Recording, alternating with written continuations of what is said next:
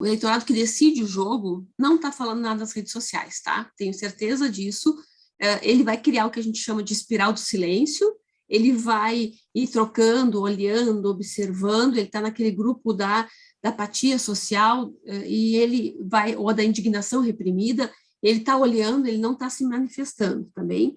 Então, ele vai olhar todo o jogo, vai olhar o conjunto da obra, vai olhar não só as redes sociais, como o horário de televisão, ele vai trocar informação, ele vai dar uma espiada aqui, como se fosse um grande Big Brother, ele vai vendo, mesmo que ele não assista o horário eleitoral gratuito, Big Brother funciona assim, as pessoas vão para a rua e vão aprendendo sobre os personagens, sem assistir os personagens, e vão criando juízo de valor, sem necessariamente assistir o Big Brother. E é mais ou menos assim que vai funcionar a política, com esse distanciamento do eleitor.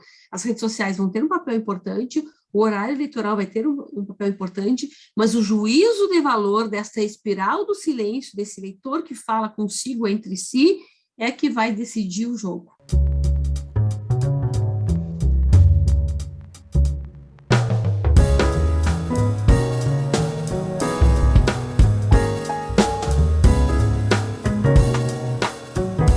Elis Hardman é cientista social e política, fundadora do IPO, Instituto de Pesquisas de Opinião, que foi fundado em 1996. Tem a ciência como vocação e formação. Socióloga, graduada em Ciências Sociais pela Universidade Federal de Pelotas e com especialização em Ciência Política pela mesma universidade, é mestre em Ciência Política pela URGS. Elis é conselheira da Associação Brasileira de Pesquisadores de Mercado, Opinião e Mídia, ASBPM, e conselheira de Desburocratização e Empreendedorismo no Governo do Estado do Rio Grande do Sul. Coordenadora executiva da pesquisa EpiCovid-19 no Rio Grande do Sul, é colunista do portal de notícias coletiva.net, onde semanalmente apresenta seus artigos. Elis, seja muito bem-vinda à 18ª edição do Cidadania Cabanelas. A palavra está contigo. Boa noite a todos. É um prazer aqui estar com vocês. O meu cotidiano é de escuta da sociedade. Nós trabalhamos ouvindo a sociedade em todos os seus campos. Quando a gente pensa em pesquisa, a gente pensa na compreensão de todas as transformações em curso. Nós estamos falando aí da forma que vivemos, nós estamos falando aí da forma como trabalhamos, nós estamos falando aí da forma como consumimos e também de como votamos, como exercemos a cidadania. E fazendo eco e fazendo voz à solicitação, ao pedido, né, à sensibilização do Ricardo, contribuam. Eu posso dizer, com dados, que nós temos 40% dos gaúchos passando por problemas financeiros. O nosso percentual de vulnerabilidade social aumentou em muito. As pessoas estão com muito medo da inflação, com muito medo da situação econômica, porque, vejam, são dois movimentos par e passo. Você tem o aumento da inflação de um lado, principalmente para a população de baixa renda, o aumento da cesta básica, da luz, da energia, da luz elétrica, do combustível e do gás, mas, por outro lado, você tem a diminuição do poder de compra, a perda do trabalho, a perda da capacidade de empreender, as pessoas estão engateando para retornar. Nós estamos num período de retomada e este momento ainda é de apoio. Por mais que a gente tenha a sensação de que a pandemia já acabou e todo mundo pode trabalhar, o déficit financeiro, a lacuna é muito grande e as pessoas precisam de apoio. Esse tema é o que eu vou entrar falando aqui, né? O humor da sociedade e o perfil do eleitor para o próximo pleito, né? Que nós estamos aí com um processo eleitoral antecipado. Primeiro, vou falar um pouquinho, então, do humor da sociedade na pandemia. Eu não posso deslocar a minha fala, eu não posso deslocar a minha análise comportamental sem levar em consideração a influência da pandemia nesse jogo. E quando eu falo em pandemia, eu quero retratar aqui o o sentimento da população. Como foi visto ali no meu currículo, nós coordenamos a EpiCovid para a UFPEL, então, no dia 4 de abril de 2020, a gente já estava na rua, não só para a UFPEL, mas executando diferentes tipos de pesquisas aí para os gestores públicos, pesquisas aí para os clientes de corporações. Nós estávamos com uma grande transformação em curso, e compreender o sentimento era algo muito importante. Então, quando nós temos aí abril de 2020, a palavra preocupação era o grande sentimento, tá? Você tinha medo, bastante medo, mas se a gente fizesse aí uma análise pelo número de palavras, nas análises de conteúdo, porque nós somos não só especialistas em pesquisas quantitativas, mas também qualitativas, mas principalmente a capacidade de mesclar estes dois mundos.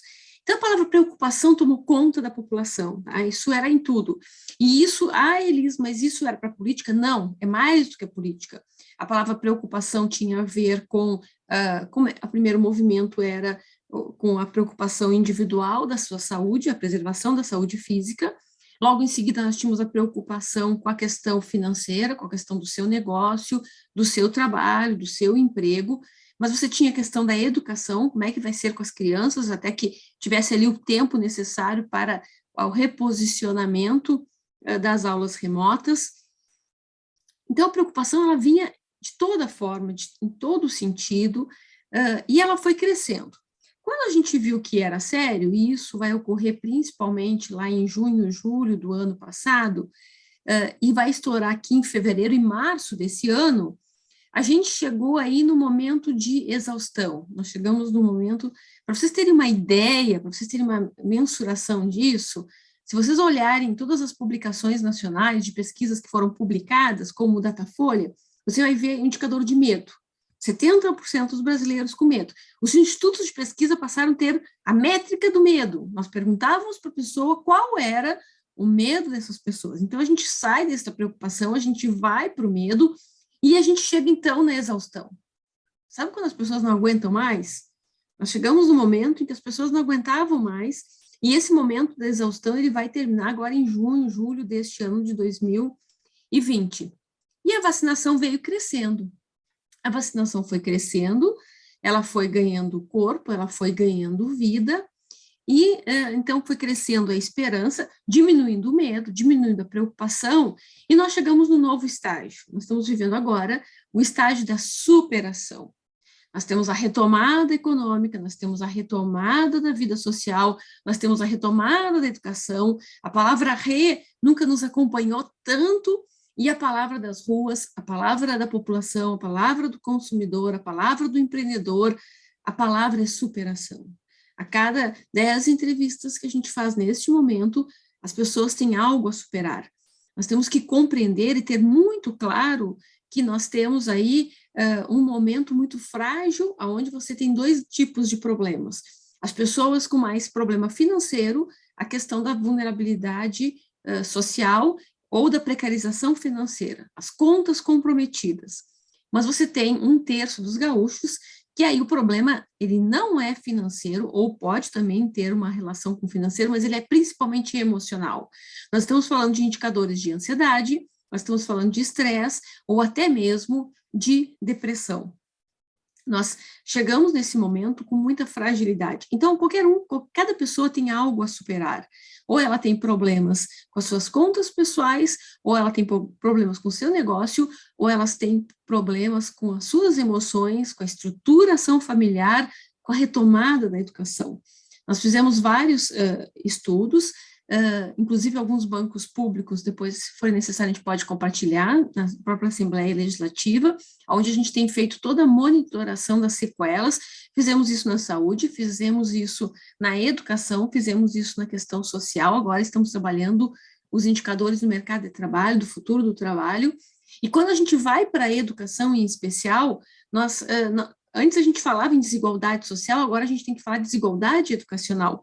A pandemia conseguiu criar diferenças dentro da mesma escola, dentro da mesma sala de aula. Os professores estão, nesse momento, compreendendo as lacunas, fazendo os diagnósticos educacionais para saber qual vai ser o peso da pandemia na próxima geração, na educação de nossos filhos.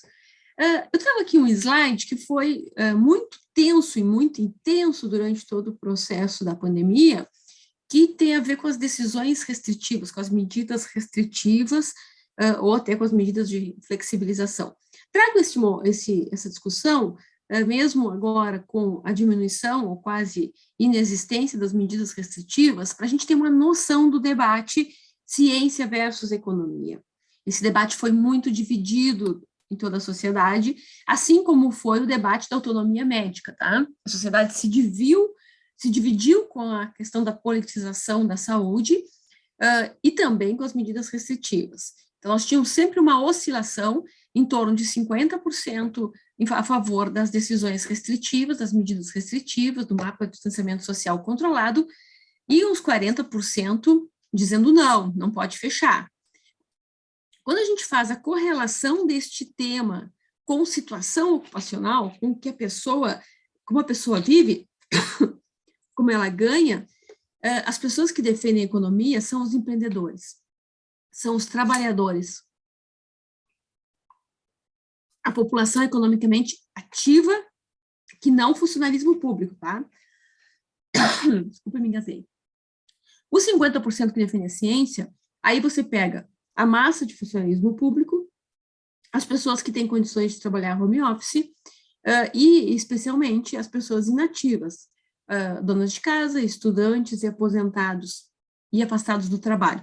Então, existe uma relação entre estar no mercado e se posicionar a favor da economia. Isso não necessariamente tem a ver com um debate relacionado a pró-Lula ou pró-Bolsonaro. Não, é mais do que isso, tem muito mais a ver, tem uma régua muito mais associada com as condições estruturais e conjunturais do indivíduo.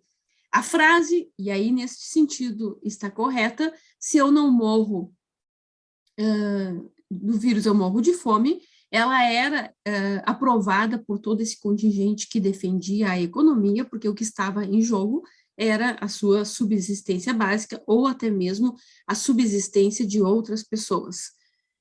Então, o Ricardo fazia a sensibilização da ajuda para as pessoas vulneráveis, e isso é importante, nós estamos falando de 44% dos gaúchos com impactos financeiros. Se a gente quiser enxergar os impactos, 7 de cada 10 gaúchos foram impactados, e ele é efetivamente na população até 2 salários mínimos, tá bem? Se nós quiséssemos uma frase para sintetizar o momento em que vivemos, nós empobrecemos. Literalmente, nós empobrecemos. As pessoas de classe de renda de 1 ou 2 salários mínimos, que ganhavam até 2, começaram a ganhar 1, as que ganhavam de 3 a 5 passaram a ganhar 2, e assim sucessivamente. Da classe média para baixo, houve um fenômeno de empobrecimento, e que nós vamos sentir ainda por um bom tempo, até que haja uma estabilidade financeira. Ao contrário, os problemas emocionais causados pelo isolamento, porque nós temos as medidas restritivas que afetam a questão financeira e o isolamento que afeta a saúde mental das pessoas, a saúde emocional, ela ocorre principalmente com as pessoas com maior renda, as pessoas acima de 3 salários mínimos. Tanto é que nós já temos feito todos as análises de indicadores de consumo, eles 44% dos gaúchos estão impactados, então a gente vai ter diminuição de vendas? Nananina, não, isso é um outro debate. Nós temos mais de 50% dos gaúchos que gastaram menos, economizaram, não puderam viajar, não puderam fazer as festividades, então eles guardaram recursos, então eles têm mais capacidade financeira do que outrora e vão gastar. O nosso ticket médio de consumo vai aumentar. Nós temos aí um potencial de 50% a 60% dos gaúchos com maior poder de compra e ávido, né, com muita vontade de consumir, de ter novas experiências, de ter novas sensações, de fazer aquilo que foi impedido durante a pandemia.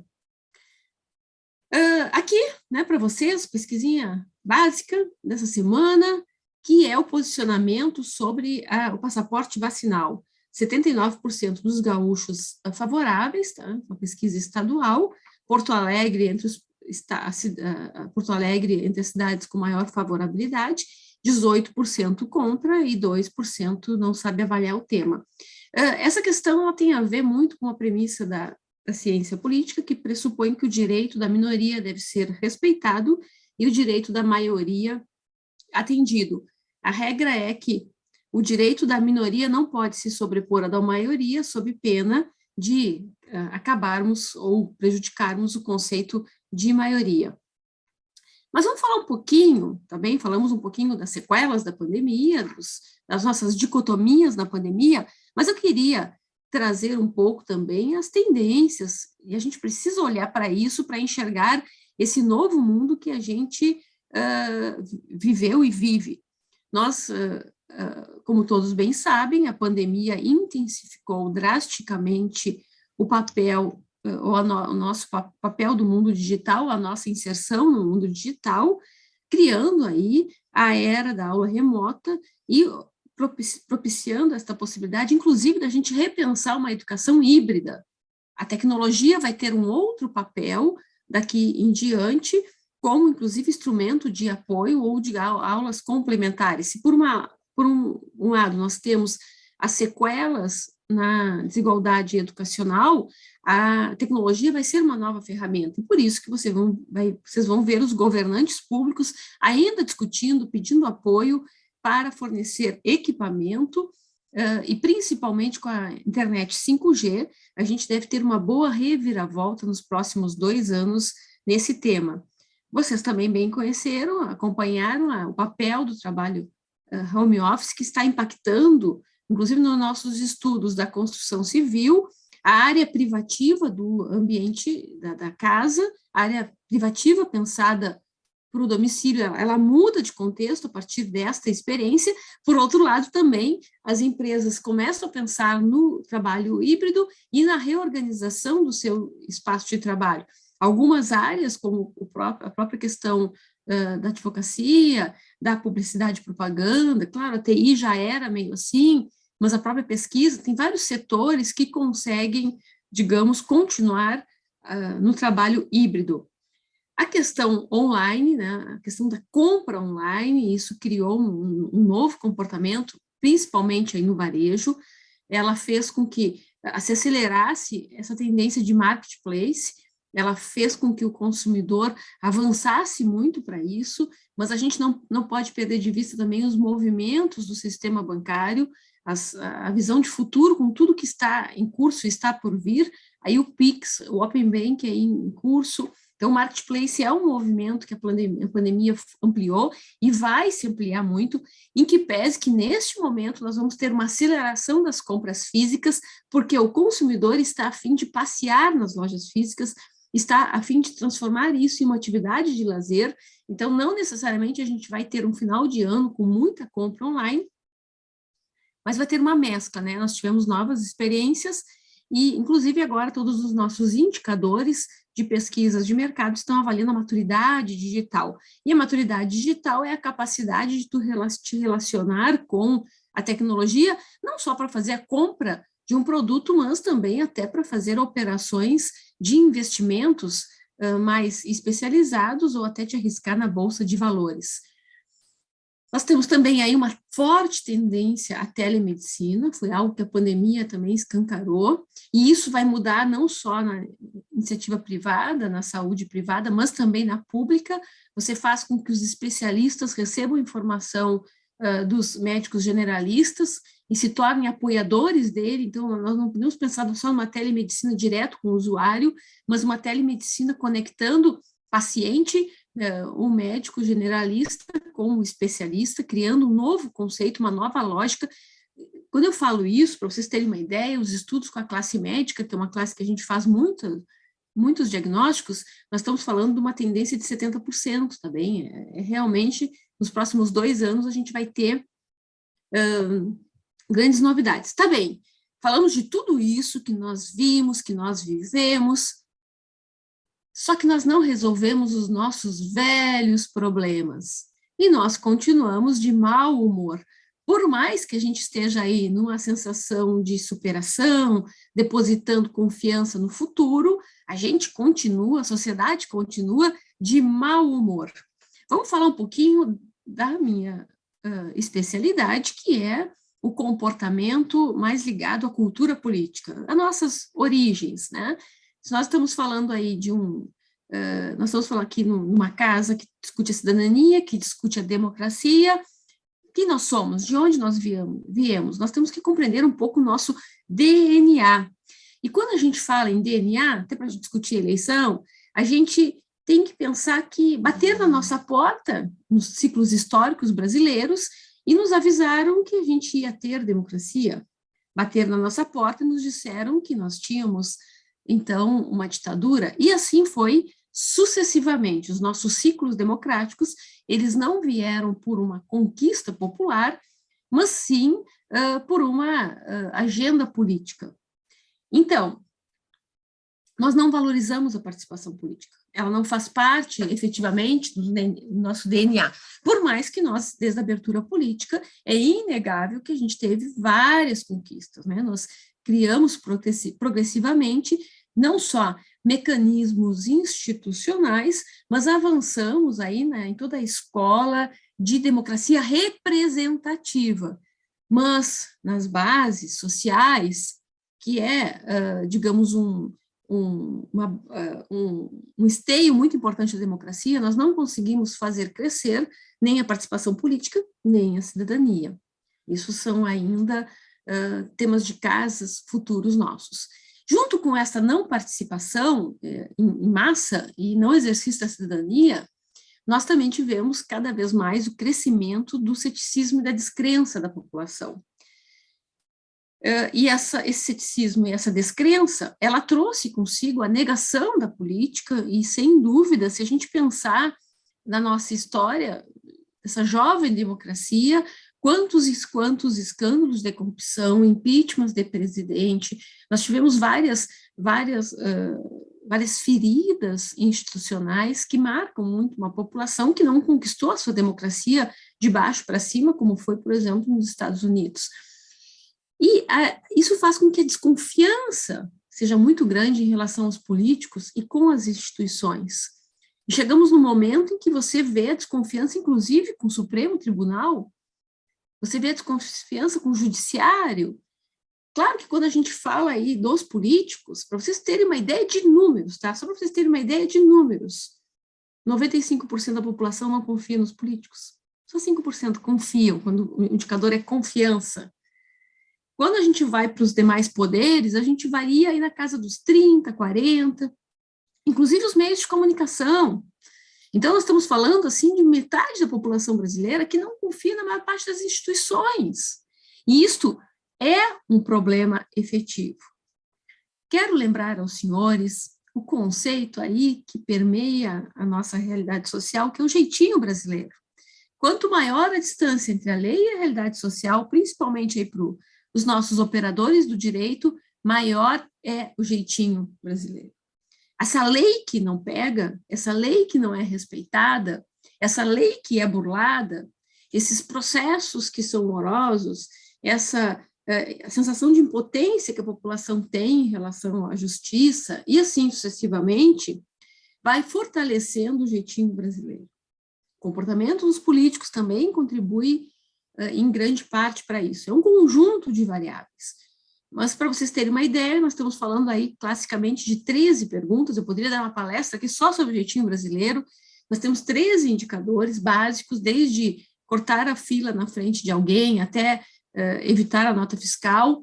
Nós tínhamos um grau de adesão ao jeitinho aí na casa dos 48%, a gente subiu para mais de 60% na pandemia. Então, nós estamos falando aí de uma doença crônica. Vamos comparar o tecido social, a fisiologia social à humana, ela é um câncer. Ela é um câncer que prejudica efetivamente a sociedade. Vamos pensar que eu estou agora fazendo um grupo focal com vocês online, onde a gente está debatendo aqui a mudança da nossa configuração política, e a gente faz um pirlim-pim-pim e muda todos os parlamentares do Congresso Nacional. A primeira pergunta que eu faço sempre nos a primeira pergunta projetiva que eu faço, tá bem, imagine que você fosse o nosso novo deputado, o nosso novo senador, Qual a primeira coisa que você faria? As pessoas dizem tranquilamente que a primeira coisa é você convidar um parente ou um amigo para ser seu assessor. Aí a gente responde, tá, mas ok, naquele indicador, a gente está debatendo nepotismo e vocês são contra. Então, se a gente extirpasse, com passe de mágica, toda a nossa classe política, a nova classe política que emergeria, ela seria sua imagem e semelhança, porque ela tem o mesmo dilema, ela tem a mesma base de DNA, ela tem a mesma doença celular do que os que estão na política atualmente. Então, se a gente não altera a cultura política, a gente não altera os nossos problemas crônicos. Também, com toda essa caminhada, o que a gente criou? A gente criou a tempestade perfeita para criminalização da política. Vejam, se eu tenho pessoas que são céticas, que não participam, que desconfiam, que praticam um jeitinho, tem uma sensação de que todo mundo tira vantagem de tudo, essas pessoas estão sempre procurando o culpado. É a coisa mais prática que existe, né? E aí nós chegamos, então, na era do marketing de guerra, aonde você não valoriza as coisas boas, ao contrário, você ataca as coisas ruins, você ativa a busca do inimigo, você busca um culpado e você trabalha com essa matéria-prima que vai responder a isso. Então, a gente vai chegar, sempre tem um culpado. Para tudo, a gente sempre vai ter um culpado e achar o culpado pode ser a imprensa, pode ser o partido adversário, o culpado pode ser o Supremo, ele vai responder, a sociedade vai responder à busca do culpado, à tese do inimigo, o marketing de guerra vai ser algo vendável, porque a matéria-prima o aceita. E aí nós vamos criticar a democracia. Se nós estamos procurando um culpado, nós temos o mal na raiz, que é a democracia culpada de tudo isso, e chegamos no momento em que a sociedade se divide sobre a importância efetiva da democracia. Isso não é novidade, nós tínhamos já, antes mesmo desse ciclo, nós já tínhamos nos anos 2000, para vocês terem uma ideia, 30% da população brasileira criticando a democracia, avaliando que a ditadura era melhor, e esse indicador ele vai subir agora nesse momento histórico. Quando a gente enxerga tudo isso, por que a gente vende a ideia do culpado? Não é só pela desconfiança também, tem a ver com as entregas, tem a ver com este sentimento de usurpação que a população sente. O primeiro grande dilema é a questão da corrupção, que é endêmica, e as pessoas têm uma ideia de que se eu não tirar vantagem de algo, eu sou um babaca, porque nesse país todo mundo tira vantagem de algo. Então, o conceito de corrupção na cultura política cria esse fenômeno. A burocracia, que a população, que tanto incomoda a população, que faz com que, para os amigos tudo, para os inimigos os rigores da lei, é um grande incômodo. Você vai na repartição pública, você vai no setor público, tem ali a plaquinha de que desrespeitar o funcionário público é um desacato. Agora, não tem ali a mesma plaquinha que traz o direito do cidadão. A ineficiência dos serviços, a falta de entrega, e aí nós estamos falando eminentemente de saúde, educação, segurança pública e infraestrutura, são os 4 grandes gargalos que a sociedade olha a avaliação desse Estado que é um usurpador.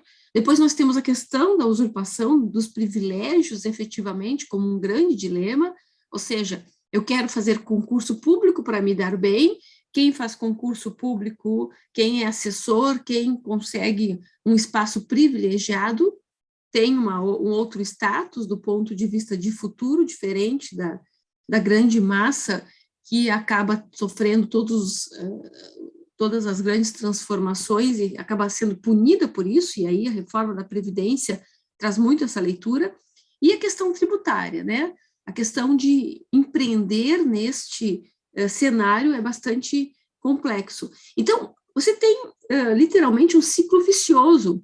Esses dilemas trazem aí, alimentam o jeitinho que retroalimenta esses dilemas, e a gente vive nesta sociedade permissiva. Também, este contexto, a cultura política em que vivemos, da maneira como recebemos esse Estado democrático de direito, ele traz, nesse momento, agora 4 grandes fenômenos que nós temos compreendido muito fortemente.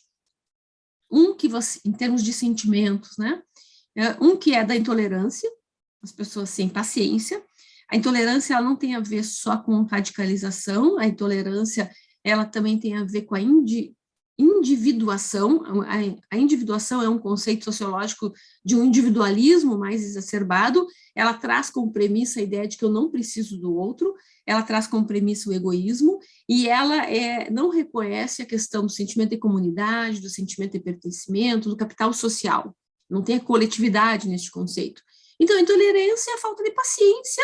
Eu sou o dono da minha timeline, eu digo o que eu bem quero, e quando eu quiser. Ela não é só algo, não é um fenômeno exclusivo da ideologia, não é. Você vai ter a juventude com muita intolerância, para o bem ou para o mal. É como se a minha régua individual definisse as minhas ações. Eu não preciso mais da régua coletiva. Para quem depois quiser dar uma olhada aí, que estiver online, quiser dar um Google, bota coletiva.net, tem colunas, e aí tem Elis Radman. Eu tenho colunas semanais, a minha última coluna traz um pouquinho esse fenômeno da juventude e o que acha que não precisa servir, ela é servida. Então, se a gente pega os jovens até 24 anos, aí nós estamos falando de gente que enxerga e percebe-se como alguém que é servido pelos pais, mas não precisa nem servir os pais. Os pais se viram, não precisam deles. Ao contrário, os pais é que devem para ele. A indignação reprimida, você tem um contingente grande de pessoas que chegam nesse momento indignados, chateados, mas não querem se manifestar, não querem fazer, não querem marcar presença, não querem se posicionar, seja aí com a intolerância ideológica, seja aí com a intolerância comportamental, faz de conta que eu não vejo, uma zona de conforto, mas eu estou indignado. Quando eu encontro alguém dos meus, quando eu estou na minha bolha, seja ela digital ou presencial, eu troco ideias de que a situação está difícil, que as coisas não estão boas, que não é confortável, que a gente precisa virar a página, mas não compra a briga. A apatia social é aquele que efetivamente entra para a zona de conforto. Esse apatia social nem discute política, faz de conta que está tudo bem, fala de forma muito reduzida, gasta mais energia com a sua subsistência, com a sua vida, para de olhar o todo. E a apartação, então, diz, eu desligo a televisão quando, principalmente se for Jornal Nacional William Bonner, eu cancelo tudo que eu não gosto, eu vou vivendo dentro da minha bolha e o resto não existe. É muito mais fácil. Aqui, esse material depois eu posso compartilhar com vocês, aí tem uma descrição de cada um desses grupos que nós estávamos falando. Eu quero falar um pouquinho da régua ideológica, que virou quase que um indicador clássico dessa nova leva de pesquisas comportamentais, e não é só para política, tá? A gente não usa mais só a régua ideológica. Se eu vou fazer aí uma pesquisa de imagem dos jornalistas, eu tenho que usar a régua ideológica. Se eu vou fazer uma pesquisa sobre privatização, concessão, ou se eu vou avaliar classe médica, eu tenho que usar a régua ideológica. Se eu vou fazer um estudo sobre produtos alternativos, eu vou usar a régua ideológica, consumo alternativo, aí, essa linha vegana, os estudos sobre comportamento minimalista, sempre a régua ideológica. Por quê? Porque tem uma diferença importante para ser observada. A régua ideológica clássica, que eu estou trazendo aqui, é da ciência política, é onde a gente mostra literalmente uma régua com uma numeração de 1 a 10, sabendo que quanto mais próximo do 1, mais à esquerda o indivíduo é, mais próximo de 10, mais à direita, e ele pode não se classificar, pode se definir como uma pessoa sem uma ideologia definida, ou sem ideologia. Quando a gente vai e olha isso, e eu trouxe os dados para a gente poder dar uma olhadinha, uma bisbilhotada aqui, deixa eu só ver se eu consigo tirar aqui É que eu estou enxergando vocês, eu queria tirar aqui. Não vou conseguir. Quando a gente olha aqui à esquerda, a gente tem que enxergar ali mais ou menos 12% da população, o centro-esquerda 5%, o centro 13%, o centro-direita 6%, o 18% direita, e quase metade dos gaúchos sem ideologia. Isso é importante a gente dar uma olhada, porque, historicamente, a gente às vezes tem a sensação de que a direita cresceu bastante. Se eu pegar aqui os dados do Rio Grande do Sul comparado com o Brasil, eu tenho alguns dados similares. O Brasil, ele tem um percentual maior, tanto de esquerda quanto de direita. E aí não deixem os outros estados ouvirem, mas nós não somos mais, há muito tempo, ou nunca fomos, um estado mais politizado. Nós temos, inclusive, um menor percentual de pessoas que têm preferência partidária ou ideologia declarada. Se a gente comparar esses dados com dados de uns 4 ou 5 anos atrás, o que foi o fenômeno que ocorreu? Aumentou uns 2, 3 pontos à direita, efetivamente, diminuiu principalmente o centro e aumentou o percentual de eleitores que não se declaram ideologicamente. Efetivamente, essas pessoas, elas acabam tendo a preferência pela pessoa do candidato, elas não, se a gente fosse discutir os conceitos básicos de direita e esquerda, elas não se enquadram e elas misturam tudo, elas vão defender, não é à toa que nós vimos, por exemplo, campanhas como Eduardo Leite, se defender o social é ser de esquerda, eu sou de esquerda, se defender as privatizações de direita, eu sou de direita, e é esse o raciocínio que a boa parte desse eleitor o faz. Tá bem, aí a gente chega, então, com 2 nomes muito fortes para este processo eleitoral e com marcas muito fortes. Não vou falar aqui dos seus defeitos, porque os seus defeitos vocês ouvem muito nas bolhas digitais, eu vou falar aqui das qualidades que o eleitor reconhece dos dois, tá? Lula é visto como alguém que representa o povo, fala em nome do povo, as suas marcas têm a ver com os programas sociais, é muito mais do que o Bolsa Família, é o conjunto da obra, Minha Casa Minha Vida, Minha Casa Melhor, ProUni, Pronatec. A ideia do crescimento econômico, da nova classe C, traz consigo a ideia da mobilidade social. As pessoas não reconhecem que era um outro momento econômico, tá? Não tem essa leitura. A estabilidade era melhor com o Lula, sem a necessidade, sem capacidade crítica de rever o momento econômico. Tem a questão da defesa dos direitos humanos e também, claro, a questão da ideologia do partido. Bolsonaro, ele representa este eleitor que nega a política, ele representa o eleitor indignado, ele representa o eleitor antipolítica, isso é uma força dele forte. Esse eleitor magoado, entristecido, envergonhado, ele vai enxergar em Bolsonaro um grande porta-voz. Tem um fenômeno fantástico com o presidente Bolsonaro que diz respeito a uma adesão. A pessoa se torna fã dele, não pela sua representação como presidente do Brasil, mas por ele ser porta-voz da sua dor. É uma adesão muito mais individual do indivíduo. Tem uma reciprocidade nessa adesão. Ela se dá mais ou menos pelo seguinte: eu sofri um crime violento comigo, com a minha família, como ele defende a questão do armamento, eu o apoio. Eu fui sistematicamente multada pela indústria da multa, como ele defende o fim dos pardais, eu o apoio. Eu me conecto com ele por uma pauta específica, eu passo a ter uma adesão específica.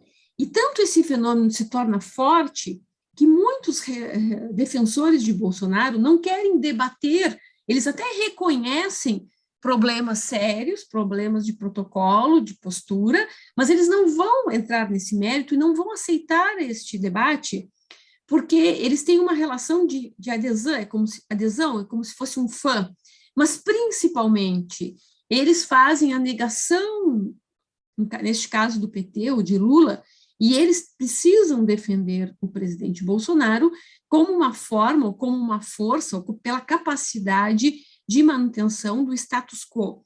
Ao longo da trajetória ou da jornada de defesa, eles vão dizer que o mais importante é que existe um momento de reforma política, de reforma tributária, de reforma administrativa do país, e Bolsonaro é o melhor porta-voz para esta ação. E aí entra junto a moralidade política, a segurança pública, a defesa da família, os valores cristãos, e aí a gente tem a grande força das igrejas evangélicas, e, claro, o liberalismo econômico e ideologia mais de direita, mas as forças nem de um nem de outro se dão pela ideologia, e nenhum dos dois vai ser eleito pela ideologia, mas principalmente pela relação que estabelece com o eleitor. Vamos lá, vamos fazer aqui um testezinho que vocês devem ter curiosidade, que é a terceira via, tá? Esse é um último teste que nós fizemos. Tanto em Lula quanto em Bolsonaro, a gente tem mais de 1/3 dos eleitores que se desprenderiam deles. Hoje eu tenho mais ou menos ali 13% dos votos de Lula que iriam para uma terceira via, e uns 9, 10% dos votos de Bolsonaro que iriam para uma terceira via. Por quê? O fenômeno que nós temos é o seguinte: você tem o voto de preferência no Lula e de preferência no Bolsonaro, são aquelas pessoas que têm uma relação de cristalização. Mas eu tenho uma força desses que se desprenderiam, que são o voto de rejeição, quem vota em Lula porque rejeita em Bolsonaro e vice-versa, que a gente chama de voto de negação. Você pergunta, em quem você vai votar? No Lula. Por quê? Porque eu odeio Bolsonaro. Em quem você vai votar? No Bolsonaro. Por quê? Porque eu odeio Lula. Mas aí você pergunta se ele, qual a avaliação que ele tem do trabalho de um ou de outro. Ele não gosta também do cara. Então, ele não prefere Lula, mas ele vota no Lula porque ele é um mal melhor do que Bolsonaro e vice-versa. Então, esse eleitor que não gosta deles, não acha que é o melhor presidente, mas vota para excluir o outro, esse se desprenderia de uma terceira via. Entretanto, contudo, todavia, sendo bem redundante, só o faria se este candidato for competitivo. Este candidato competitivo, ele não seria um nome carimbado, como Ciro, não aconteceria, ou um nome que faça uma polarização com Bolsonaro, como Dória. Esses nomes mais carimbados, o eleitor já tem um recall de marca deles e diz, não, se é para ficar com um genérico, eu fico com o original. E aí nós já temos 2 originais de cada lado. E a gente tem monitorado, então, quais são as características, principalmente dessa terceira via. Honestidade continua sendo um atributo de grande força. Quando a gente pensa em números, nós estamos falando em torno de 40%, mas a capacidade de negociação se tornou um atributo, algo que faz parte dessa proposta de valor dos candidatos. Nunca foi um atributo importante. Nós tínhamos no último processo eleitoral o pulso firme, a capacidade de mando, que é aonde Bolsonaro entra. Agora não, agora nós temos essa questão de capacidade de diálogo, a capacidade de negociação como um atributo importante. Claro que continua a capacidade de gestão e um plano de governo factível. Então, essa terceira via, não adianta ela chegar e dizer que vai fazer o mundo, mas ela tem que ter coisas bem práticas. Quando a gente pensa aqui em Rio Grande do Sul, né, no Gaúcho, o eleitor está olhando aí para Eduardo Leite, mesmo que ele não venha à reeleição e que seja um potencial candidato a presidente, que tem o primeiro turno aí nesse final de semana, o eleitor gaúcho não tem, o eleitor médio da massa não tem esta visão, e nós estamos aí com o melhor indicador de governador dos meus últimos 25 anos de monitoramento. Nós não tivemos aí nos últimos governantes, Rigoto, Ieda, Tarso, Sartori, indicador com potencialidade para a reeleição. Nós sempre fizemos estudos para compreender esta questão da não reeleição. O eleitor diz, não é que nós não reelegemos, é que os governadores não entregam, é diferente.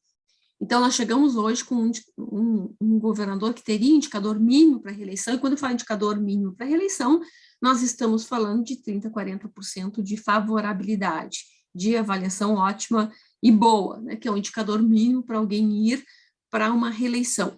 Vocês tinham nos demais um indicador necessário para ir para o segundo turno, que é diferente de ser competitivo para ganhar a eleição. Quando a gente pensa na esquerda, estou falando aqui no imaginário do eleitor, Tarso é o nome mais forte da esquerda, que o eleitor reconhece, porque aí, claro, tem um alinhamento das estrelas, esse desenho vem na cabeça de uma parte do eleitorado gaúcho, mais ou menos em 20%, e vai ter Tarso aí como um nome mais forte e que representa a experiência da esquerda. Edgar Preto foi aí propalado como candidato do PT, mas não é um nome que empolgue, não consegue passar de 3%. Não estou falando assim de intenção de voto, quero dizer que, como cientista política, a intenção de voto é um dos termômetros, mas ele mostra muito mais uma febre. O que a gente precisa entender é o que causa a febre. Então, o recall de imagem, de marca, de mercado eleitoral de Tarso é muito maior. E de outra frente, nós temos Onyx, que é o candidato natural aos olhos do eleitor. Eu não estou falando aqui das articulações políticas, das negociações, eu estou falando da perspectiva do eleitor. Onyx seria o candidato mais natural e o porta-voz. Qualquer um dos três, nós estamos falando aí de indicadores que já nascem com 10 até 20% aí de peso, de força. Se nós tirarmos Eduardo e Tarso do jogo, Onyx é praticamente um dos líderes das pesquisas mais básicas de intenção de voto. E para fazer o encaminhamento, porque eu estou falando demais nesse monólogo aqui, o olhar da população sobre o Rio Grande do Sul neste momento, tá? E eu falei ali no começo da entrevista sobre a situação financeira. Claro, você tem a questão do déficit financeiro do Rio Grande do Sul, que incomoda muito a população, que sabe que esse é um problema a ser resolvido. 22% dos gaúchos reconhece que o Estado ainda está se desenvolvendo, 41 acho que se desenvolveu muito pouco, em parte, e 33 diz que não, a gente não tem se desenvolvido, em que pese que os dados comparativos mostram a evolução desse tema. Para todos os setores, tanto para o setor produtivo quanto para os trabalhadores, a retomada econômica, o crescimento do Estado é a forma de fazer a coisa certa, é um elemento sine qua non. O trabalhador pensa na geração de emprego e renda, e o setor produtivo vai falar muito de tecnologia, de infraestrutura, diminuir a burocracia, carga tributária, inovação, como grandes temas aí. Olhando para o futuro, se a gente dá uma paradinha para olhar os próximos 12 meses, como é que a população está enxergando, nós temos aí mais da metade dos gaúchos que acham que a gente vai começar a ter dias melhores do ponto de vista da economia, mesmo com as dificuldades da inflação, porque a palavra arregaçar as mangas é uma palavra de rua, está na hora da gente arregaçar as mangas, está na hora da gente trabalhar, e aí o indicador sobre a vida individual, a reação da família, né, esse arregaçar as mangas, a gente também passa ali de 50%, 55% dos gaúchos acreditando nessa premissa. E para fazer aqui, então, um fechamento, a gente tem, como é que as pessoas estão se comunicando, né? Como é que as pessoas estão se informando, como é que elas estão falando, tendo em vista todos esses contextos, como é que elas vão olhar para os candidatos. Ela vai ser uma plataforma mista, né, multiplataforma, vai ser um misto de on e de off, principalmente, mas a pandemia trouxe um outro fenômeno, que é o dar atenção. A gente teve o isolamento social, mas a gente deu mais tempo para o outro, seja dentro de casa, seja a partir de videochamadas com os nossos familiares, nós ouvimos mais os nossos, então a rede de relação ganha força, vai para 16% deste debate, principalmente sobre política. As redes sociais sozinhas, ou seja, o indivíduo não vai ver outra coisa, só as redes sociais, 15%. O horário eleitoral gratuito tem uma importância para mais de 10% dos gaúchos, e as pessoas que cancelaram tudo e todos, né, aqueles que entraram numa apartação social que eu falei antes, pesam 13% dos gaúchos. Para quem quiser aí curtir as páginas do IPO, né, a gente está aí tanto no Facebook, quanto no Instagram, quanto no LinkedIn, né, IPO Pesquisas no Insta, e no Face, ipo.br. De uma forma geral, era isso. Eu vou deixar, então, para a gente bater um papo, porque meu monólogo já foi grande. Boa noite, Elis. Boa noite a todos e a todas. Eu quero, antes de te parabenizar, Elis, pela excelente exposição, eu quero me desculpar, especialmente contigo, pela minha indelicadeza aqui, me desculpar com todos os presentes. Eu acabei tendo um problema de deslocamento, estou fora da minha base original, tanto de moradia como de trabalho, e nesse deslocamento aí houve um imprevisto, um pequeno acidente de percurso e atrasou aqui a minha chegada, mas eu tenho certeza que fui muito bem representado aqui na abertura pelo Marcelo, pelo meu querido sócio, pelo Ricardo. Então, só te agradecer pela presença, te agradecer pela exposição, dizer que é uma honra te receber no Cidadania e te ouvir, né, de uma forma tão interessante, tão instigante. Eu peguei, acredito eu, a metade da tua exposição para frente, então, com o que eu ouvi, já foi possível perceber o quanto esse tema, ele realmente muito interessante.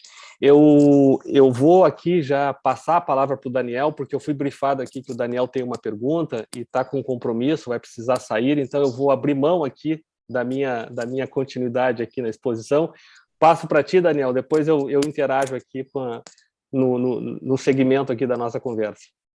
Bom, boa noite a todos, boa noite, Luiz Henrique, Ricardo, boa noite, noite, Elis, né? Uma alegria te ouvir. Eu tenho outro compromisso, mas eu vou tentar estar acompanhando, porque eu tenho tido a honra e o privilégio de ser colega da Elis no Conselho Estadual de Desburocratização e Empreendedorismo. E é um privilégio porque vocês puderam ver na apresentação dela o grau de complexidade dessas relações políticas que a gente banaliza no dia a dia no WhatsApp ou na conversa de boteco, que não tem mais boteco, mas são as conversas rasas. E a Elis, uma das coisas que mais me impressiona e aprendo permanentemente com ela, vocês podem ver que ela modula, então, mesmo os temas de paixão política, que hoje em dia ultrapassam as paixões futebolísticas, né, e outras mais, ela consegue olhar os elementos técnicos desse processo.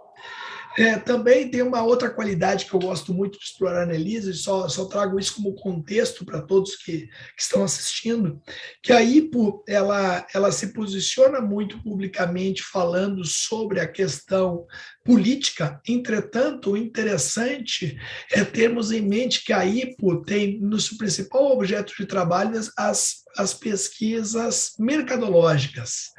E esse é um dos pontos que eu gostaria de explorar com a Elis, né?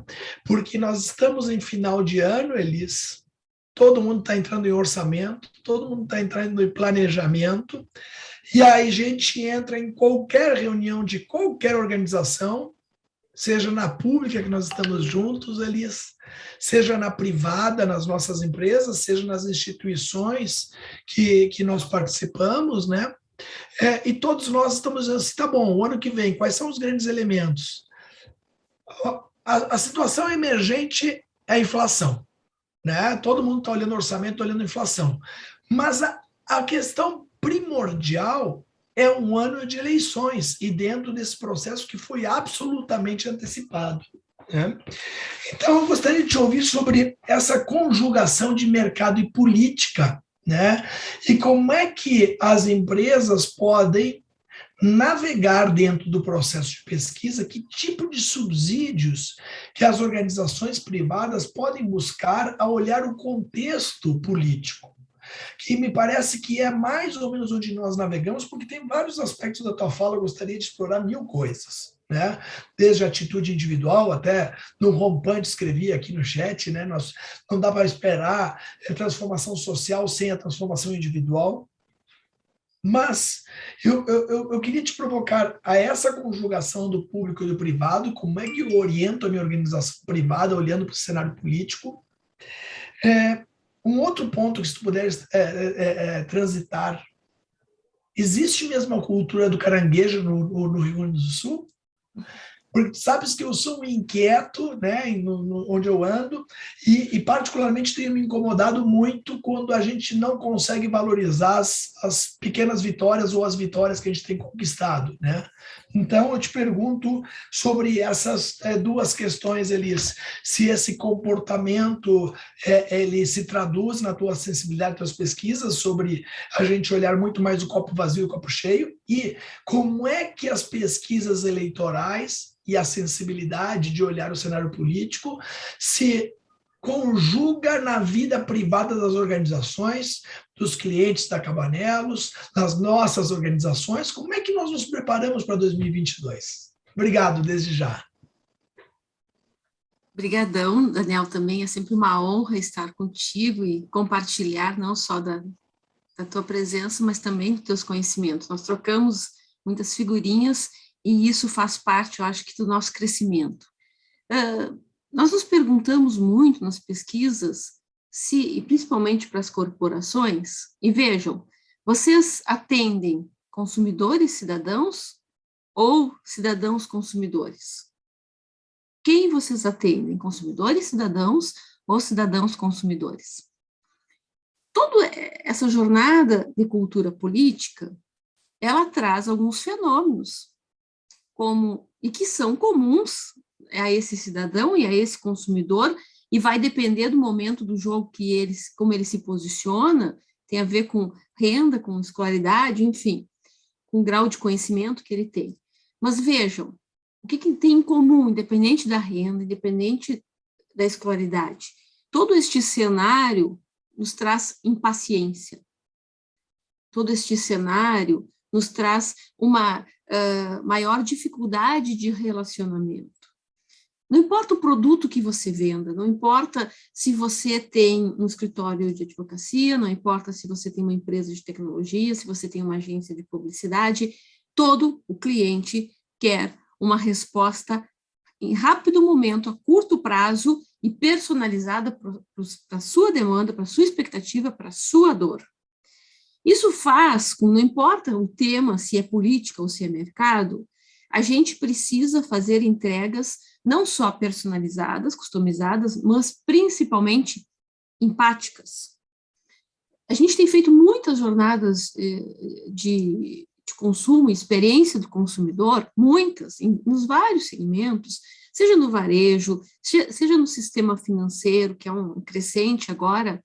Todas elas, as pessoas querem respostas rápidas, elas querem resolução do seu problema. Então, você vai lá fazer o estudo do atendimento, é a resolução do seu problema. E isso tem o mesmo DNA desta cultura política, desta pessoa que tem sempre uma indignação reprimida, que está sempre pronta para explodir, que está sempre pronta para reclamar.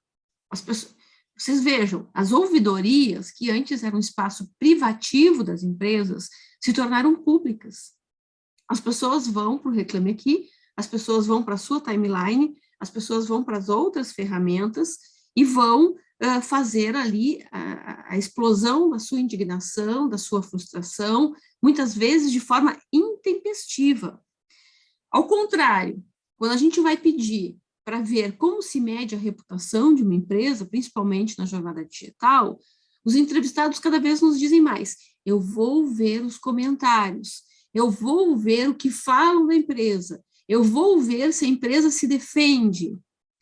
Então, este consumidor, que também, inclusive, dentro dele, vocês vão enfrentar os haters, tem aqueles, os que vão disseminar o ódio, ele faz parte desta cultura política. Não existe uma dissociação desse consumidor e deste cidadão. Não existe essa dissociação. É o mesmo indivíduo. Quanto maior for a desconfiança nas instituições, maior é a desconfiança nas empresas. Existe uma relação direta. Quanto maior for o jeitinho brasileiro, maior será o nosso grau de problema com os nossos consumidores cidadãos, porque ele vai aplicar sempre que possível esse jeitinho. Ah, mas nós temos novos mecanismos, novas ferramentas, novas tecnologias, novas formas de controle social, e assim o faremos. Vamos estar ampliando consecutivamente os controles sociais, os controles tecnológicos, as regras, as leis, as punições, porque a gente está diminuindo o capital social, a gente está diminuindo o sentimento de coletividade, o sentimento de comunidade, a gente está diminuindo o exercício da cidadania. Então, hoje, por exemplo, neste momento de final do ano, nós estamos fazendo as projeções todas de pesquisa, indo um pouquinho na pergunta do Daniel, não só de política, mas em relação de proposta de valor. O propósito, a proposta de valor de uma empresa, ela não pode ser algo que é para inglês ver, é um projeto, um planejamento, porque disseram que a gente tem que ter, ela tem que ter essência, a reputação cada vez mais vai ser medida entre a relação entre a teoria e a prática, o que a empresa fala e o que a empresa faz. E principalmente, como a gente tem um aumento do individualismo, da individuação, assim como o político, o candidato vai ter que falar com seus nichos, com seu segmento, a empresa também precisa. Ela não pode mais ter só atributos, uma proposta de valor de forma universal, mas para segmentos e subsegmentos. Então, se eu tenho lá, no caso do escritório de advocacia, eu tenho várias áreas, eu tenho que praticamente ter atributos institucionais do escritório de forma geral, mas eu tenho que ter atributos para cada uma das áreas que eu atendo. A área tributária vai ter um tipo de dor, vai esperar um tipo de proatividade, a área previdenciária vai precisar de outro, a área relacionada à LGPD vai precisar de outros, são outros pensos, são modelos mentais específicos, não eles, mas é tudo uma coisa só.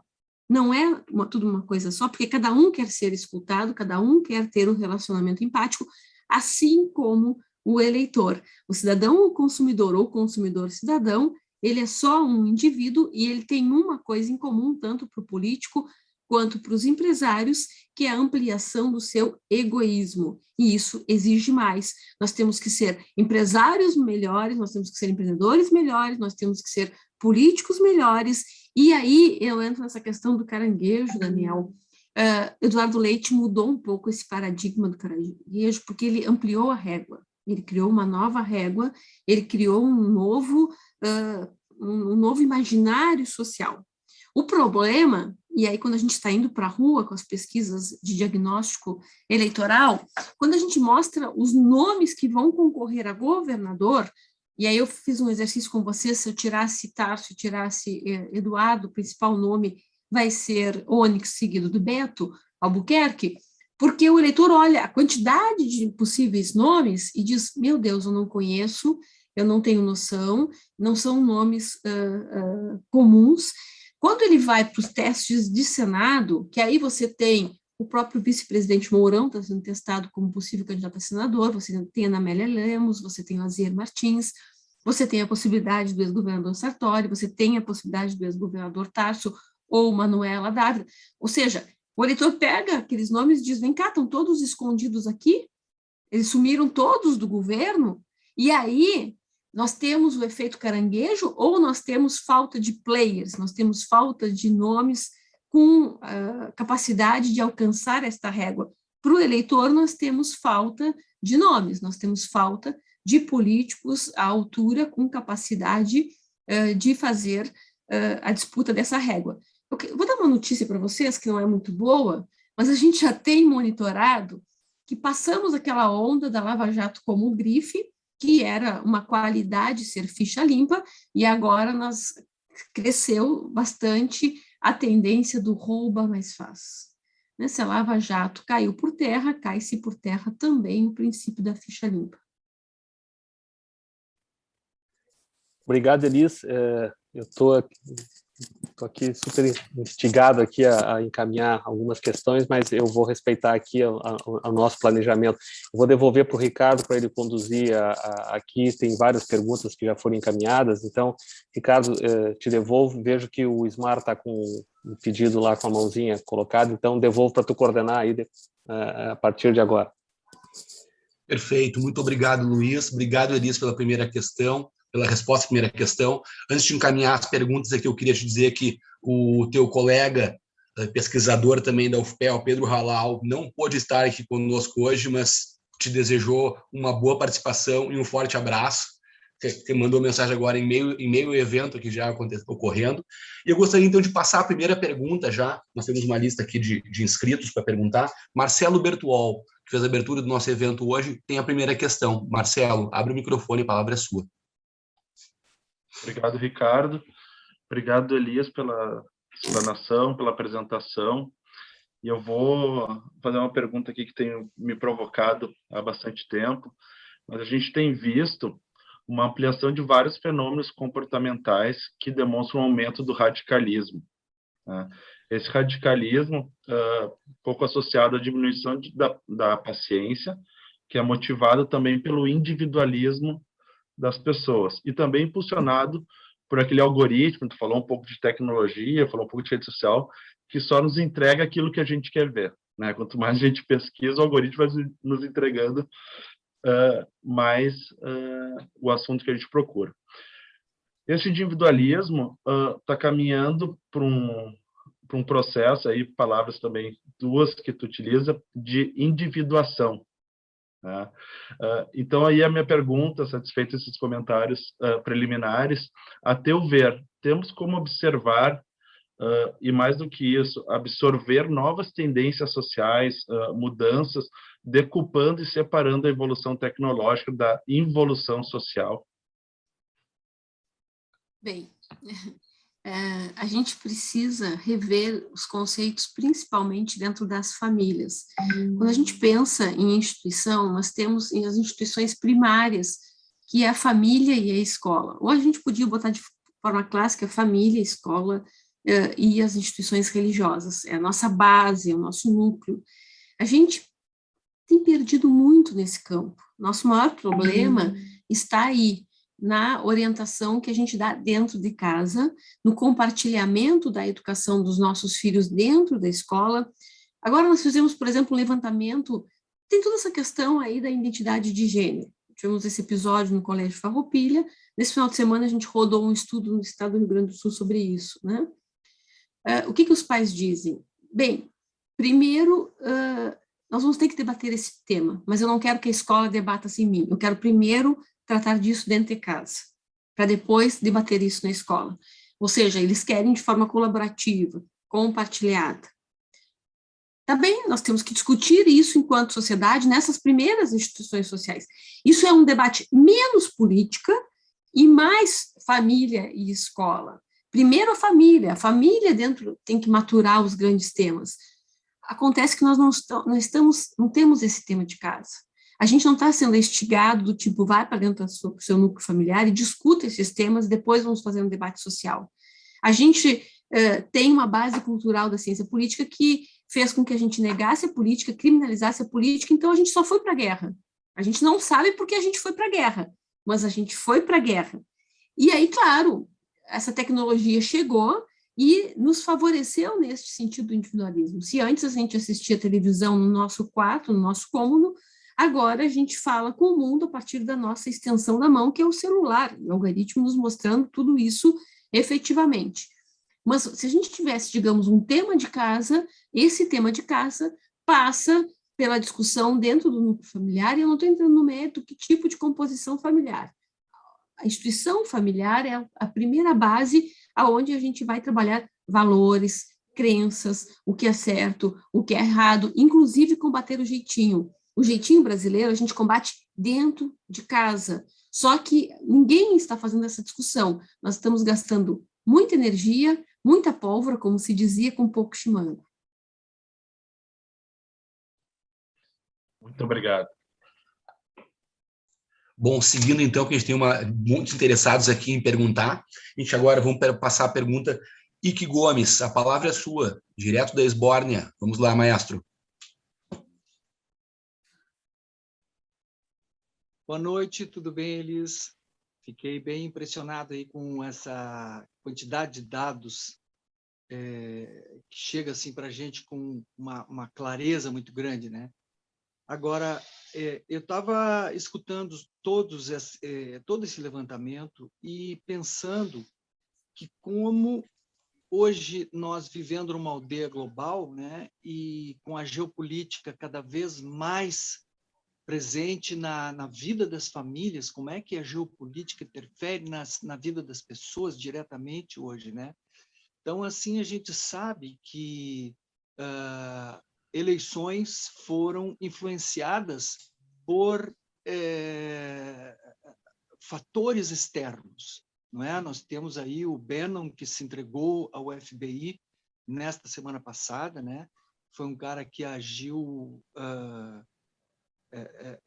que influenciou nas eleições dos Estados Unidos e também se diz que influenciou nas eleições brasileiras, não é? Com o apoio que deu pelas campanhas de internet, né? Com um estilo muito agressivo, com um estilo de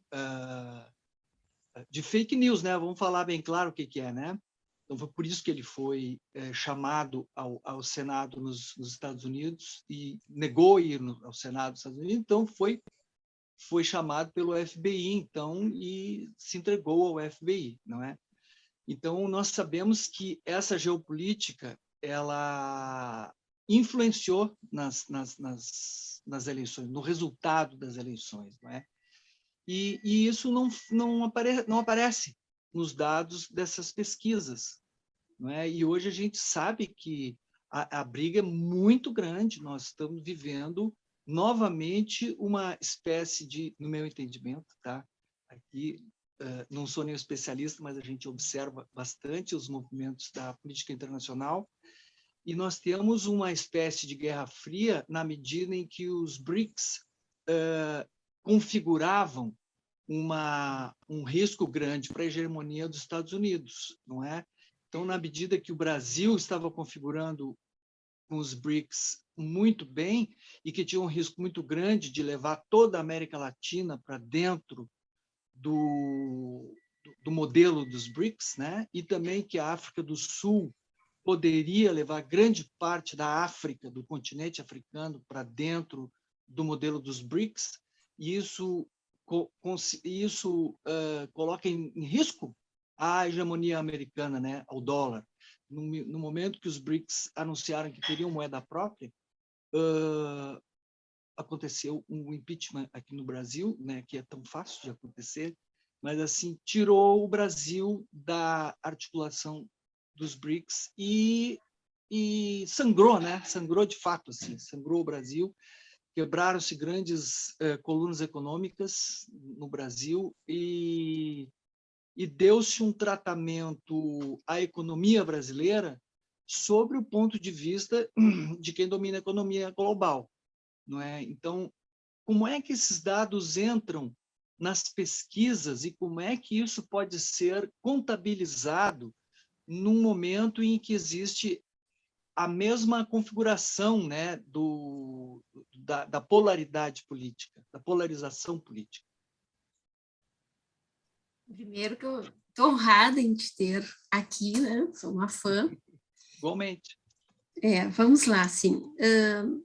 Bem, quanto menor a consciência, e principalmente a consciência política de uma nação, mais frágil ela se torna para todo este movimento. Steve Bannon, esse grande estrategista internacional, que foi um dos estrategistas que coordenou os algoritmos, ele é, digamos, um ativista do marketing de guerra. Ele vai trabalhar sempre na tese do inimigo, porque é uma coisa fácil de ativar, uma matéria-prima fácil.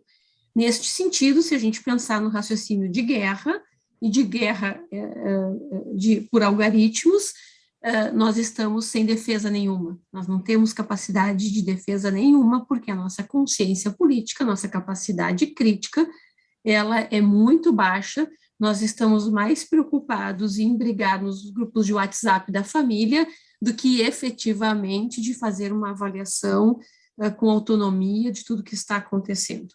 Nós temos alguns indicadores, por exemplo, que a gente consegue enxergar ao longo do tempo, que são bem simples, bem básicos, e que nos mostram isso.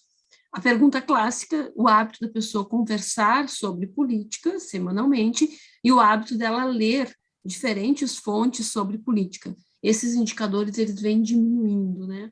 Você vai construindo a ideia de que eu tenho a certeza absoluta, eu não preciso mais me informar. Isso é um pouco esse fenômeno da radicalização, eu tenho todas as informações. E essa bolha digital, porque aí eu saio do grupo da família, porque as pessoas estão fazendo isso, né? Quando elas começam a fazer um tipo de divergência, elas procuram a convergência. Nós estamos na era da convergência, uma falsa convergência, uma grande falsa convergência. Então, os entrevistados me dizem, não, política, não discuto mais, eu saio dos grupos, já briguei com a minha família, ou fizemos um pacto, né, no grupo do WhatsApp, a gente não discute mais política, e eu falo só com os meus. E os meus as bolhas digitais. E ela vai criando uma falsa informação, uma falsa ideia, e as bolhas digitais, elas são alimentadas pelas fake news, elas são retroalimentadas, efetivamente, pelas informações falsas que interessam. E isso se tornou tão difícil, tão complexo, e nos mostra um cenário muito ruim.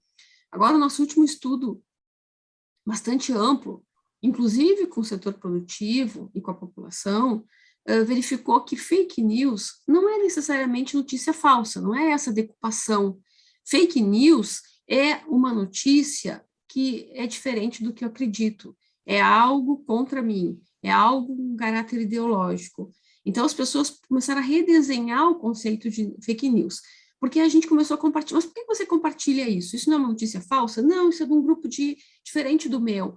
Então, a fake news é algo que é contra você, não é necessariamente uma notícia falsa. Então, já tem um rearranjo que vai trazendo uma situação mais perigosa, permissiva e bastante preocupante. Nós estamos com as nossas defesas críticas, de consciência muito baixas, e isso nos deixa vulneráveis para todo este movimento global.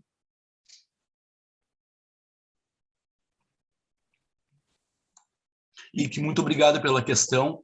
Uma dúvida pessoal, Elis. Você falasse na apresentação aqui, suscitada pela questão aqui levantada anteriormente, que as pessoas vão se informar nas informações pessoais, né, por volta de 15%, e nas redes sociais 16% aproximadamente.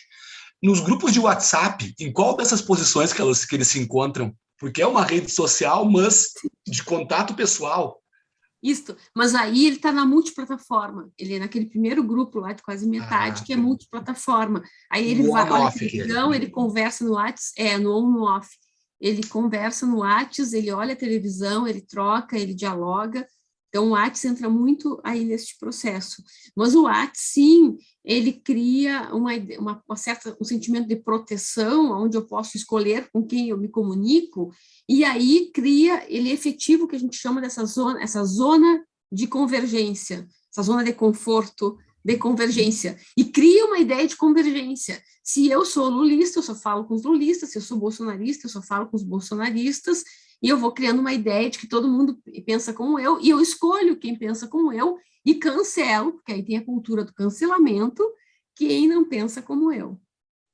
Elis, muito obrigado pelo esclarecimento. Então, Elis, só para completar, então, a minha pergunta, vou dar uma furadinha aqui, mas rapidinho. Tá?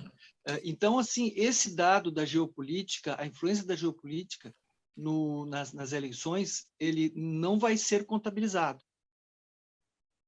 Ele não vai entrar na pesquisa. Não, ele não entra diretamente, porque as pessoas não têm consciência disso que tu estás falando. Tá? Ué, mas eu sou uma pessoa. A gente sempre tem que olhar assim ao estouro da boiada. O estouro da boiada não tem esta consciência. Bom, a pesquisa é no campo. Não, a pesquisa ela tem os vários níveis. Alguns tipos de eleitores, os com maior maturidade política, neste caso, é o que a gente chama de formador de opinião. Eu tenho hoje no Rio Grande do Sul, isso mais ou menos, o teu grupo não passa de 10%. Isso é contabilizado, só que o estouro da boiada não pega isso, ele não enxerga isso, ele não compreende este movimento, ele não tem essa carga e essa capacidade analítica. Tu estás de 1 em cada 10. Obrigado. Dando prosseguimento, então, já me desculpando com o Ismar por ter furado a vez dele na pergunta. Ismar, agora pode baixar a mão, abrir o microfone e fazer a sua pergunta. Tá bom, obrigado.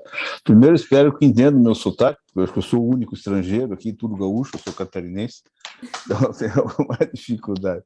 Primeiro, parabéns, muito, muito esclarecedor. Nesse cenário que você desenhou, provavelmente nós vamos chegar Lula e Bolsonaro, e por uma questão matemática, alguém vai ganhar.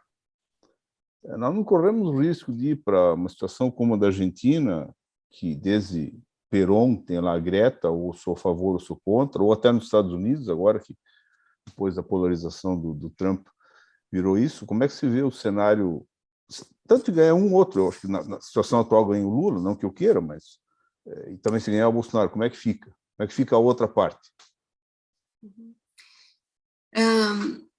Nós tínhamos antes da vinda de Bolsonaro um comportamento, digamos, mais respeitoso. Você tinha um politicamente correto, mais aceitável.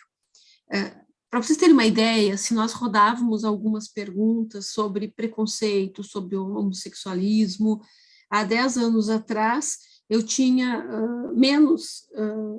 nós tínhamos uma maior adesão ao politicamente correto. As pessoas se diziam menos preconceituosas, menos homofóbicas. Hoje, não. Não é que mudou a cultura, é que as pessoas se sentiram mais à vontade de dizer o que pensam. Bolsonaro fez isso. Ele foi porta-voz de quase uma geração que ficou com os seus valores, as suas ideias, as suas crenças engasgadas. As pessoas nos dizem isso nas entrevistas. Então, claro que não foi só isso, tá? Você tem a questão da internet, você tem o individualismo, você tem vários fenômenos em cursos. Eu coordenei, junto com o Carlos Alberto Almeida, se vocês pegarem a cabeça do brasileiro, vocês vão ver ali uma dedicatória, parte do IPA, eu coordenei esse estudo nacionalmente, a PES, Pesquisa Social Brasileira, o ESEB, Estudo Eleitoral Brasileiro, isso nos anos 2000, 2004, a gente já fez várias medições nacionais sobre este tema.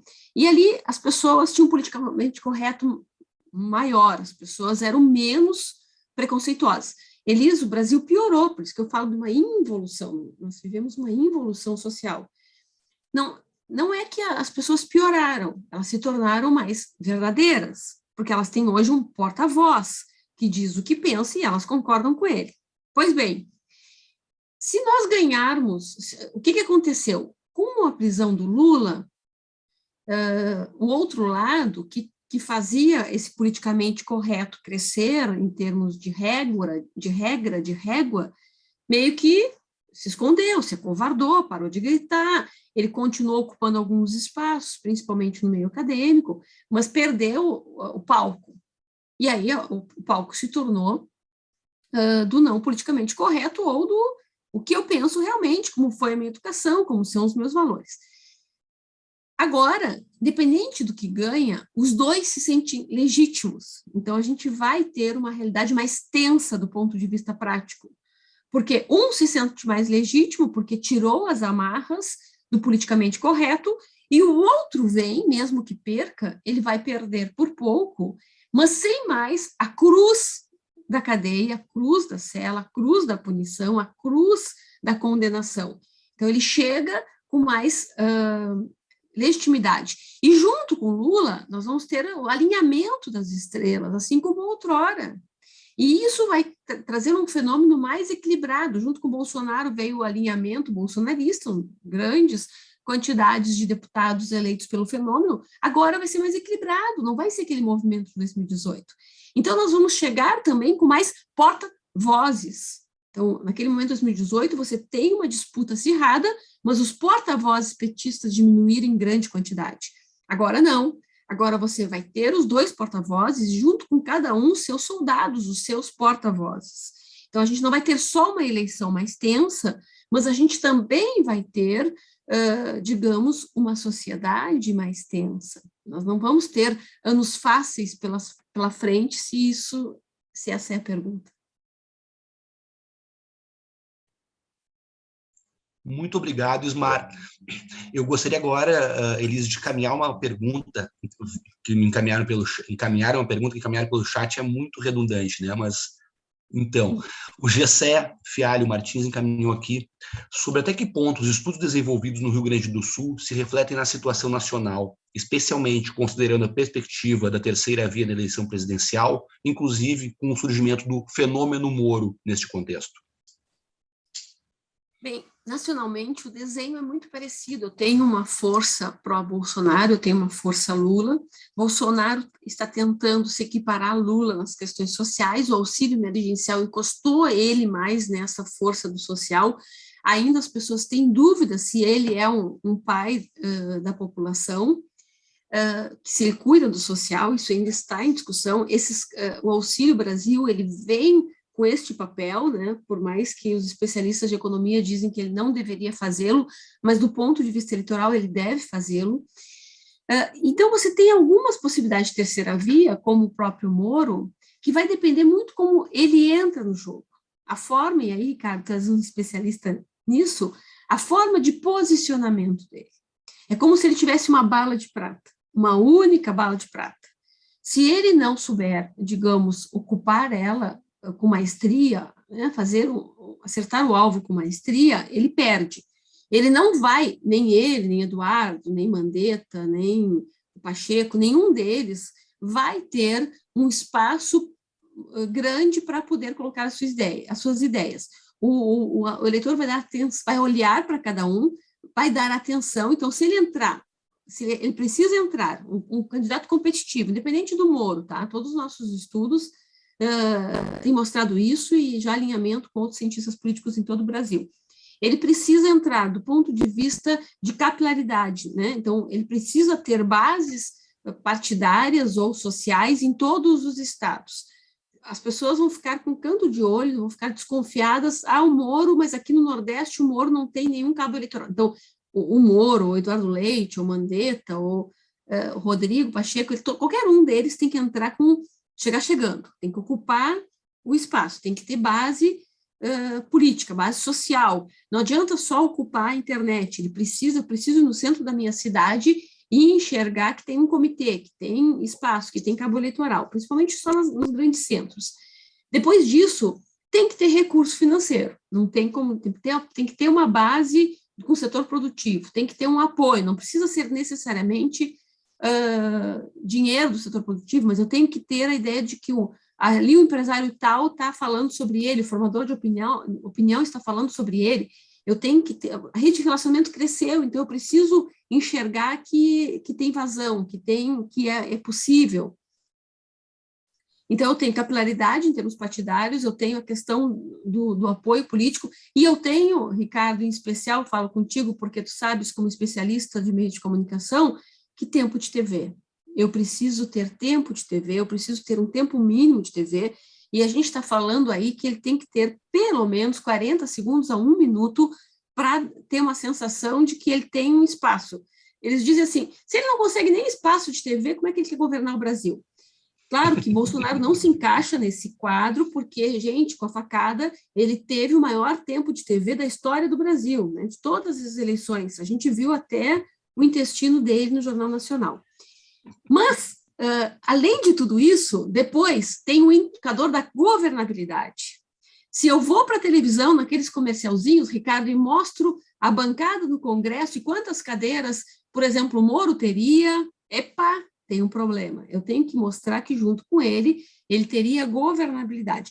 Então, além do nome, além do seu histórico, eu tenho que ter pelo menos esses 4 elementos: capilaridade partidária ou social, eu tenho que ter orçamento, apoio de formadores de opinião, setor produtivo, eu tenho que ter tempo de TV mínimo e eu tenho que ter também uma mínima governabilidade. Muito obrigado, Elis. Eu gostaria de, respeitando, né, o tempo da audiência, o tempo da nossa convidada também, dar por encerrada novas questões aqui no chat, mas gostaria de aproveitar aqui uma pergunta feita por um ex-convidado, Cidadania Cabanelos também, Gerson Fishman, que encaminhou uma questão aqui. Parte dela já foi respondida na questão anterior, mas não deixaria jamais de fazer essa questão que o Gerson encaminhou para nós aqui. Eu indagaria sobre o condicionamento do eleitor, o seu humor através das redes sociais e até que ponto as fake news criam uma tendência no leitor. A maior parte do eleitorado, o eleitorado que decide o jogo, não está falando nada nas redes sociais, tá? Tenho certeza disso. Ele vai criar o que a gente chama de espiral do silêncio, ele vai ir trocando, olhando, observando, ele está naquele grupo da apatia social, e ele vai, ou da indignação reprimida, ele está olhando, ele não está se manifestando também. Então, ele vai olhar todo o jogo, vai olhar o conjunto da obra, vai olhar não só as redes sociais, como o horário de televisão, ele vai trocar informação, ele vai dar uma espiada aqui, como se fosse um grande Big Brother, ele vai vendo, mesmo que ele não assista o horário eleitoral gratuito, Big Brother funciona assim, as pessoas vão para a rua e vão aprendendo sobre os personagens, sem assistir os personagens, e vão criando juízo de valor, sem necessariamente assistir o Big Brother. E é mais ou menos assim que vai funcionar a política, com esse distanciamento do eleitor. As redes sociais vão ter um papel importante, o horário eleitoral vai ter um papel importante, mas o juízo de valor desta espiral do silêncio, desse eleitor que fala consigo entre si, é que vai decidir o jogo. Elis, muito obrigado pelo teu tempo, tua disponibilidade.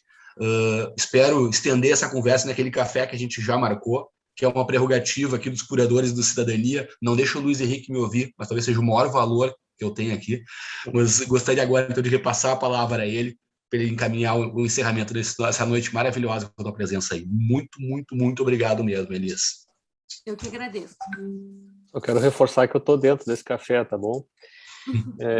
Elis, assim, é claro que a gente tem que encaminhar para o encerramento, em função do horário. Antes eu quero só deixar aqui um abraço especial para os nossos queridos convidados, embaixadores de cidadania, o Ike Gomes, que está aqui com a gente, o Gerson, que já saiu, já deixei um abraço para ele aqui também, o Daniel.